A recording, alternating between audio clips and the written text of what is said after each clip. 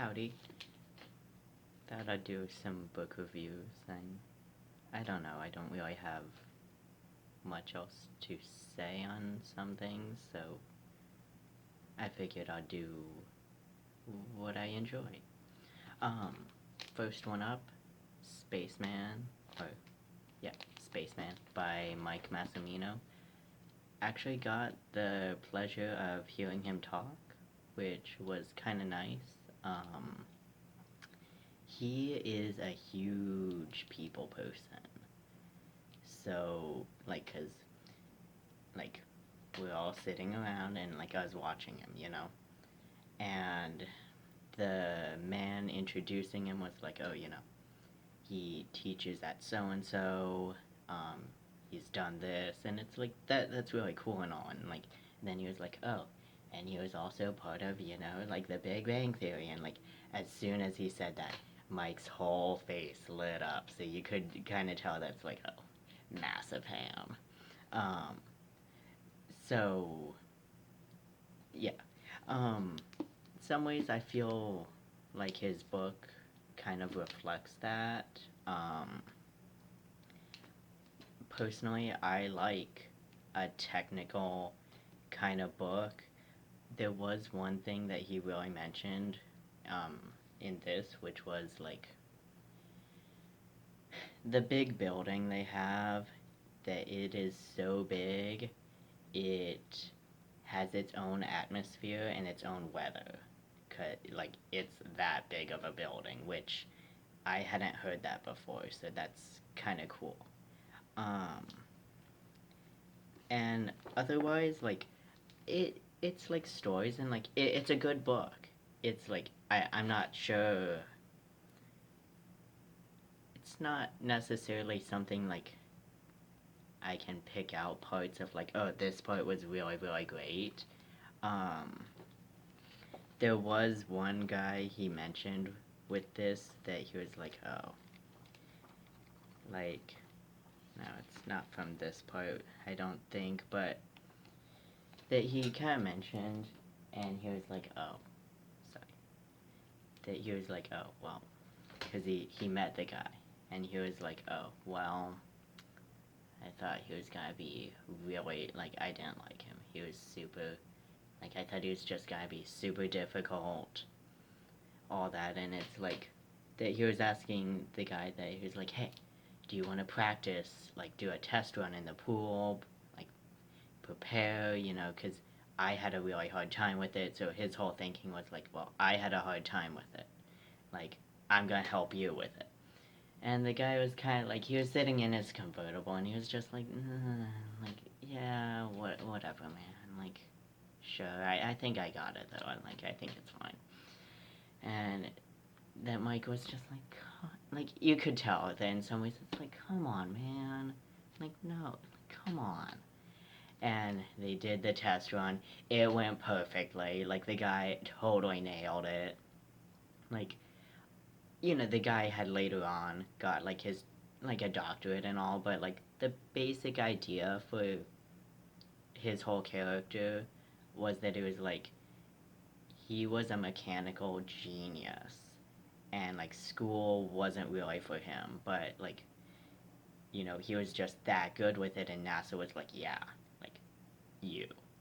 So I thought that part was kind of fun, and obviously there's the part where they're in space, and it's well, and I can understand where in some ways where you're out in Hubble, and you're farther away, so you get to see the Earth a lot better than from the space station. So in some ways I think there is that kind of pride that he has, where it's this is better than the space station. I've already done this, which I totally get. And plus,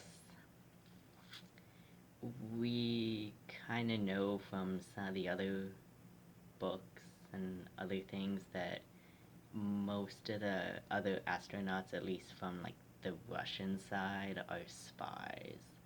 Like, and so I can understand, because he did mention when they asked him, like, oh, do you want to go on the space station? And he kind of tallied it all up, and he was like, man, like, with how long it is, etc. Like, I would miss a lot, like, in my kids' lives, and, like, it's not really worth it. And he doesn't say it, and it's like, and I'm kind of unsure if he, like, knows, because, like, it's just hard to say, which probably for the best when you're having it in a book, that, like, you know, whether or not we read everything from some of that side, they read everything we put out, you know, and, like, so those are some thoughts of mine on this book. So Spaceman, I would definitely recommend it. Decent read. um there's like the other version where it's basically like adapted for like younger readers. Don't bother. This is pretty simple as it is. Um, I kind of skimmed the other one. I hated it. Like, I don't care for when things are like they try to put it in really simple kiddie language. I always feel like it's very insulting, and it like I don't like it. Like, you can do whatever you want, but I like hated it personally. Um, 3-part series. So book uno. Next one was How to Keep House While Drowning. Um, it's fine. I have like some notes on like good parts to like kind of read out, because there were like good bits. It's like as a whole, I feel like Clean My Space or the Fly Lady system works better, and I enjoy like all the Connery stuff too. But like this was like, so like some of the things of like quick, like how to get like your house in order, which would take probably like however long you would want, and I think it would make a big difference, was like basically like gather all the trash, don't bother throwing it out. Same with the dishes, same with the laundry. Um, then it's like, then you're grabbing everything that's not supposed to be in that particular room or space, maybe putting it away or just putting it in a box. And then the other part was like grabbing everything that you would want to donate. And she kind of goes over that's like, if you're really, really struggling with like taking care of yourself, don't worry about like saving the planet. It's like, if it's coming between like functioning and like trying to donate stuff to Goodwill, just throw it away. Like, it's not worth it. Like, if you're really struggling that much, which I think it's nice to hear. Like, so, you know, there is that part. And then this was like the other part that I really liked, where it's like Jennifer Lynn Barnes, a young adult author, tweeted, "One time I was at a Q&A with Nora Roberts, and someone asked her how to balance writing and kids. And she said that the key to juggling is to know that some of the balls you have in the air are made of plastic, and some are made of glass." And that, like, I think this part really kind of makes the book, like, the whole book worth it. Like, that's a good analogy. So, that's How to Keep House While Drowning. So, like, I'm sorry, like, it's kind of short, but for some of it, and, you know, the last book on the list is How to Be a Capitalist Without Any Capital. I have not finished reading this, and kind of feel like the guy who wrote it is a massive liar, but because he shows a page in it where it's like the tax return.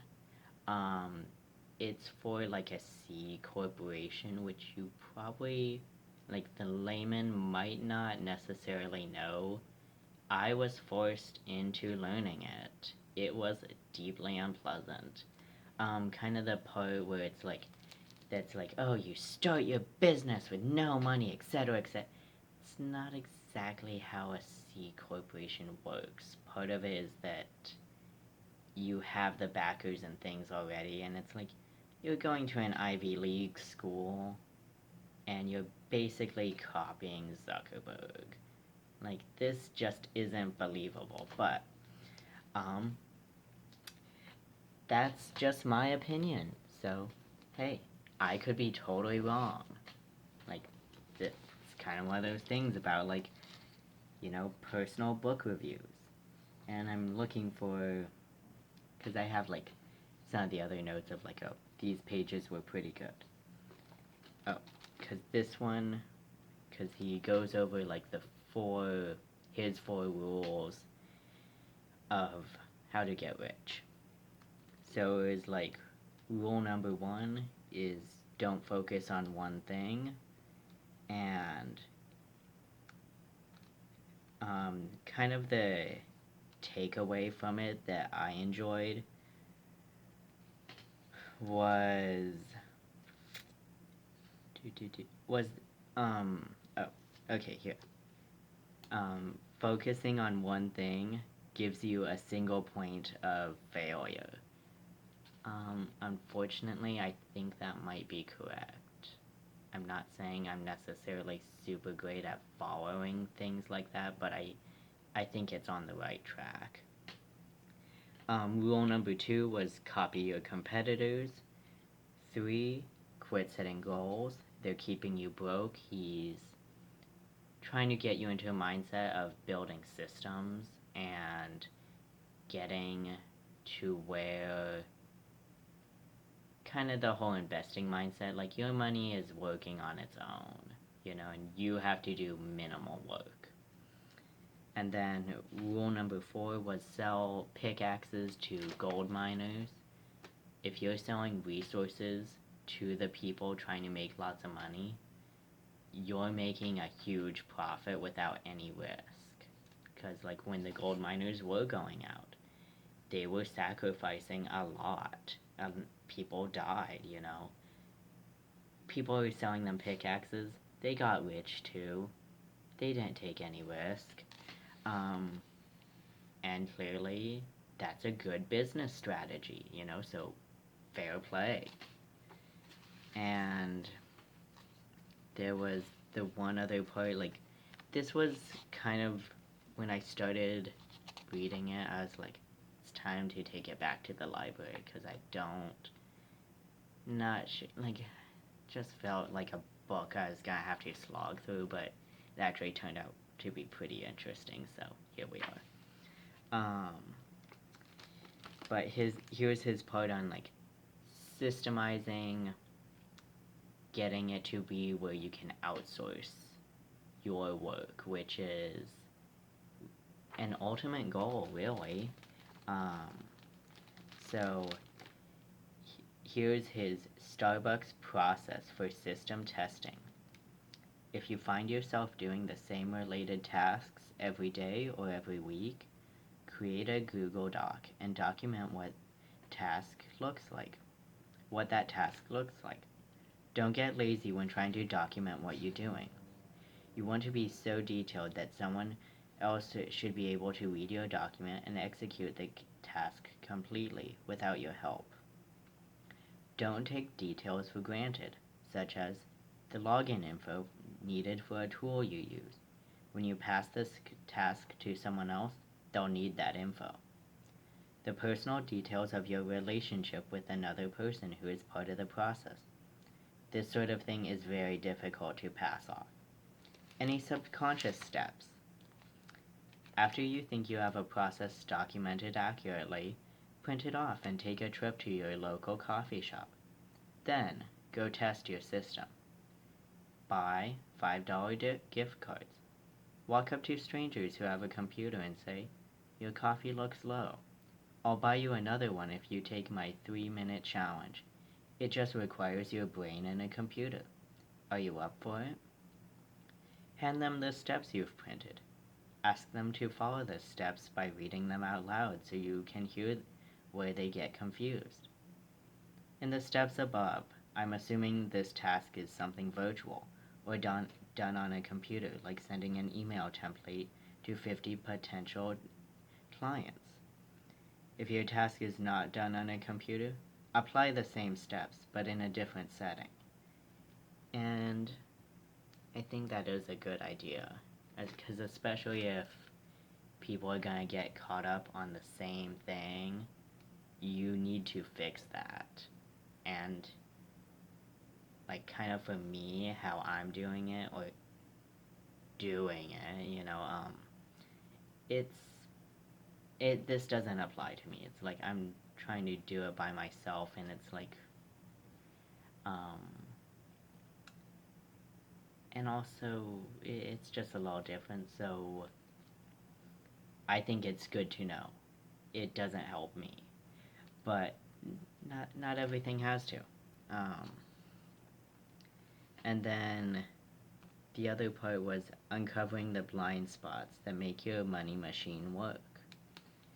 And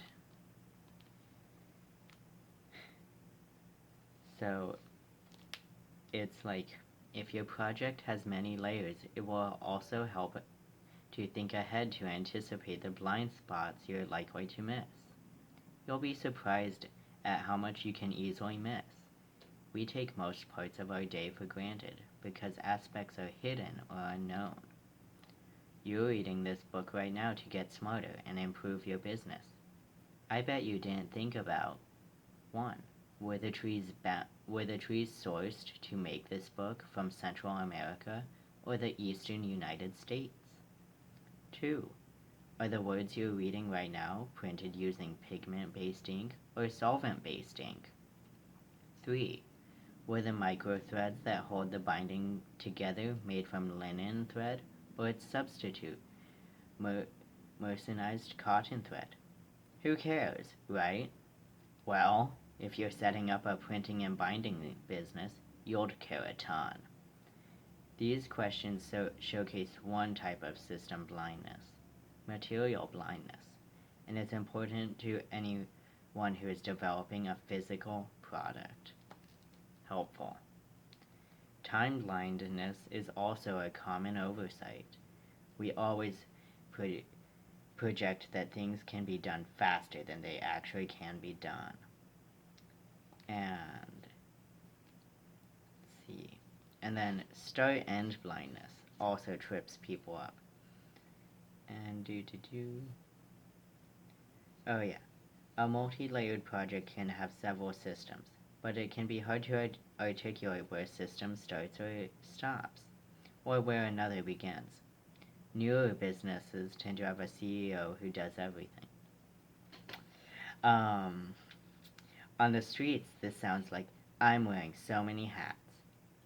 Compare this to a well-defined system printing 50 million a year, where the problem sounds more like, I'm sick of doing the same thing every day.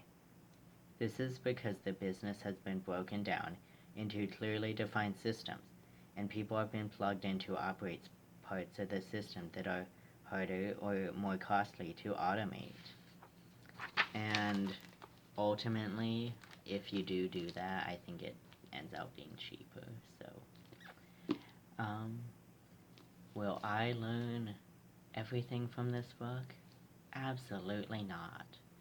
Because I happen to be stupid. But I looked online for this book because I was actually curious of, like, how much it cost. Like, when I looked, at least, you could get this for like $2 on some websites. If this kind of sounds like your kind of thing, and you have an interest in it, definitely check it out. So, How to Be a Capitalist Without Any Capital. It's by Nathan Latka. So, yeah. I hope you enjoyed this. Whether or not people watch, I will probably be making more. Hopefully they will be shorter than 20 minutes long. You have fun, guys. Bye.